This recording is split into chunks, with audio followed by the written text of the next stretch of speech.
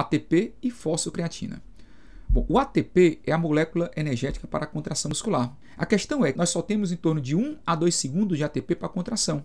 Esse ATP ele é hidrolisado em ADP e fosfato e libera energia. Só que existe uma molécula chamada de fosfato-creatina ou fosfocreatina produzida pela mitocôndria. Ela vai doar o seu fosfato e vai transferir para o ADP, fazendo o ADP virar ATP, restaurando os ATPs. Nós temos 5 a 10 segundos de estoque de fosfato-creatina. Após uma atividade física intensa, nós vamos ter uma redução da fosfato-creatina e um aumento da creatina. Observe aqui o que é que nós temos. Eu tenho aqui fosfato-creatina e aqui embaixo eu tenho creatina. Durante a atividade física, eu tenho essa condição. Agora, durante o repouso, a minha creatina vai voltar a ser fosfato-creatina. Por quê? Porque no repouso eu vou ter um superávit de ATPs e os ATPs gerados pela respiração celular vão doar fosfato para restaurar a fosfato-creatina a partir da creatina. Então essa creatina vai se unir com fosfato e vai restaurar a fosfato-creatina. Após esse período aí de 10 segundos de energia de ATP e fosfato-creatina, o nosso músculo não está bem irrigado ainda. Precisa de um tempo para acontecer uma vasodilatação, uma melhora da irrigação sanguínea para o músculo e oxigenação. Então, num período aí mais ou menos de 1 a 2 minutos, o nosso músculo faz fermentação lática. Então, na verdade, a fermentação lática vai acontecer toda vez que a concentração de O2 não for ideal para se realizar respiração celular aeróbica.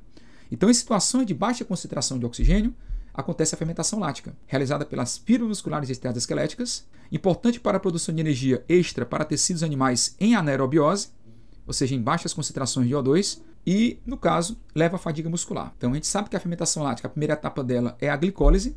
Nesse processo, a glicose gera 2 piruvatos, libera 2 ATPs e 2 NADH. Lembramos que esses 2 piruvatos serão reduzidos pelos NADH gerados na primeira etapa, que é a glicólise. Então, a glicólise ela é comum tanto à respiração celular aeróbica quanto à fermentação lática.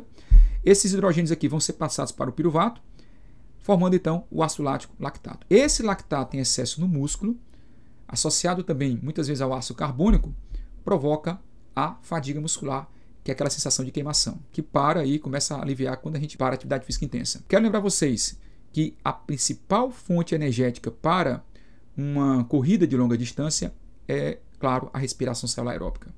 Podemos manter respiração celular aeróbica por vários minutos, até mesmo horas, numa corrida mais branda, numa corrida menos intensa. Outro processo associado ao músculo são as câimbras. Câimbras são alterações neuromusculares que levam a contrações musculares involuntárias e dolorosas. Há 4 possíveis razões para as câimbras.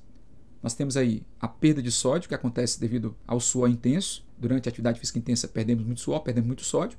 Então a perda de sódio, a perda de potássio, a desidratação e também ao próprio ácido lático, que poderia influenciar nas câimbras.